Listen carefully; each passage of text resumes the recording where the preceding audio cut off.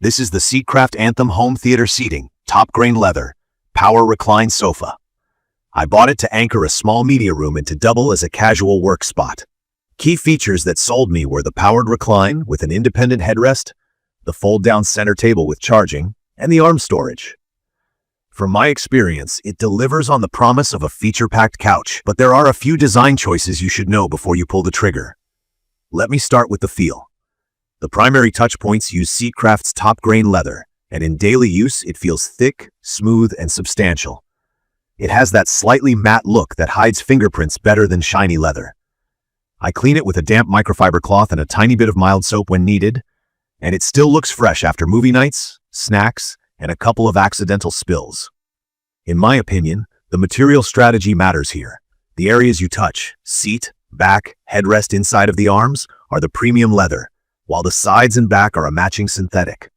For me, the match is convincing, and after 3 months I don't see any color shift between panels, but I know over years the genuine leather and synthetic may age differently. So far, the stitching is tidy and tight. I do see light creasing in the seat bottoms, which is normal. And there's one tiny loose thread I snipped. No splitting or peeling anywhere. Comfort-wise, this sits on the supportive side.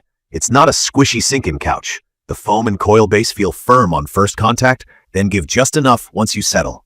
For long movies, the independent powered headrest is the hero. When I recline, I nudge the headrest forward so my eyes stay level with the screen, and it saves my neck. The motors are quiet and smooth, and the home button that returns everything upright with one tap is surprisingly useful. I can power down quickly when I need to get up.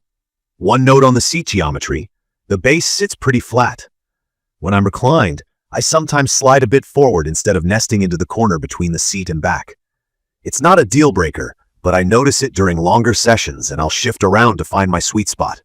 A small throw pillow behind the lower back fixes it for me. The fold-down center table is where this couch becomes a little command center. The burlwood panel looks classy and the hinge is sturdy. I use the wireless charger all the time for my phone, and it hits the spot without fiddling. The extra USB ports and the AC outlets work exactly as you want. Plug in a laptop, charge a game controller, done. The overhead reading lights are directional and clutch for late-night browsing without lighting up the whole room.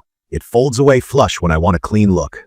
It's perfect for someone who wants a couch that can jump from movie mode to a mini workstation in a second. The storage inside the arms is deep and practical. I keep remotes, charging cables, and the included tray tables in there.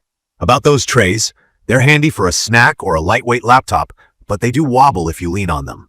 I wouldn't use them for a heavy meal. They're a nice to have, not a killer feature. The cup holders are backlit and they grip cans and many tumblers well, but there's a ridge inside that makes some glasses sit awkwardly. I swap to straight-sided tumblers and stop thinking about it. Cleaning the bottom ridges takes a small brush. Lighting is where I have mixed feelings. The blue glow on the base and the cup holders looks cool, and it helps when I'm grabbing things between scenes. But for a dark viewing room, it's too bright. I keep the base lights off during movies because the glow reflects on the screen. I wish there were brightness levels. Cup holder lights are less intrusive, but I still toggle them off a lot. If you love that cinema vibe with LEDs, you'll be happy. If you're picky about light control, plan to keep them off. Power and cable management deserve a mention. Each seat has its own power brick, no daisy chaining, so I had to run multiple cords to a surge protector. It's not glamorous. I tied the bricks up with Velcro straps and tucked them under the back edge to keep things neat. Everything has worked fine so far. I had one moment where a cup holder light flickered. I reseated the connector under the arm, and it's been stable ever since. As for the day-to-day living part, this couch supports real use. I've fallen asleep on it more than once because once I set the recline and headrest, I'm out. It's not friendly for side sleeping because of the segmented seats, but for movie nights, sports, and a bit of laptop work, it nails the job. Heat-wise, leather can feel cool at first and then warm up. I throw a lightweight blanket over my legs in winter and it's perfect. The motors are still quiet, no squeaks in the frame, and the seams are holding. Delivery and setup were straightforward for me. The sections connect easily, and the power hookups are simple. I did reach out to support once for a small cosmetic cap that was missing from one arm. They responded after a day and mailed it out. No drama there. I can't speak for every buyer's experience, but that's how mine went. Key features that stand out after 3 months are the independent powered headrest, the fold-down table with real charging options, and the build feel on the main leather touch points. The areas that feel less polished are the bright blue lighting, the tray table wobble, the inner ridge in the cup holders, and the unglamorous cable situation.